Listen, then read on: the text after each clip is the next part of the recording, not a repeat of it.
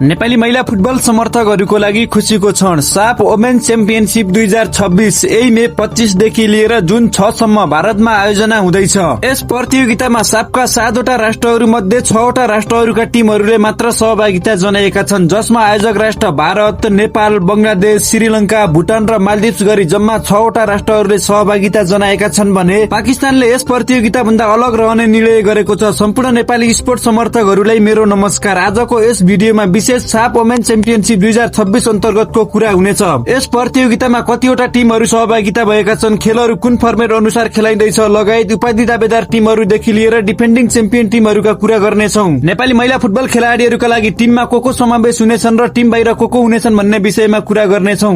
भिडियोको अन्तिममा नेपाली क्रिकेट टिमले CWC league 2 अन्तर्गत के कस्तो प्रदर्शन देखाउनु पर्नेछ भन्ने विषयमा कुरा गर्नेछौं। यदि नेपाली खेलकुद फलो गर्नुहुन्छ भने भिडियोलाई अन्तिमसम्म हेरेर शेयर गर्नुहोला, किनकि थप खेलप्रेमीहरूलाई जानकारी पनि होस्। यस्तै स्पोर्ट रिलेटेड अपडेटहरूको लागि हाम्रो च्यानललाई सब्स्क्राइब गर्न पनि सक्नुहुनेछ। आउनुहोस् भिडियो सुरु गरौं। साफ वोमेन च्याम्पियनशिप 2026 यही मे 25 देखि लिएर जुन 6 सम्म भारतमा आयोजना हुँदैछ। साउथ फुटबल फेडरेशनको सबैभन्दा ठूलो प्रतियोगिता हो यो प्रतियोगिता भनेको। यस प्रतियोगितामा साफका 7 वटा राष्ट्रहरू मध्ये 6 वटा राष्ट्रहरूले प्रतिनिधित्व गर्दैछन्, जसमा आयोजक राष्ट्र भारत, डिफेन्डिङ च्याम्पियन बंगलादेश, भुटान, श्रीलंका, नेपाल र मालदिप्स गरी जम्मा 6 वटा राष्ट्रहरूले प्रतिनिधित्व गर्दैछन् भने पाकिस्तानले यस प्रतियोगितामा भाग लिएको छैन। साफ च्याम्पियनशिप 2026 अन्तर्गतका खेलहरू 2 समूहमा खेलाइँदैछ, जसमा समूह ए र समूह बी गरी 2 समूहमा विभाजन गरिएको छ। समूह ए अर्थात ग्रुप ए मा नेपाल, श्रीलंका, भुटान रहेका छन् भने समूह बी अर्थात ग्रुप बी मा भारत, बंगलादेश र मालदिप्स रहेका छन्। खेलको कुरा गर्ने हो भने समूह अन्तर्गत प्रत्येक एक टिमले अर्को एक टिमसँग एक पटक फेस गर्नुपर्ने छ।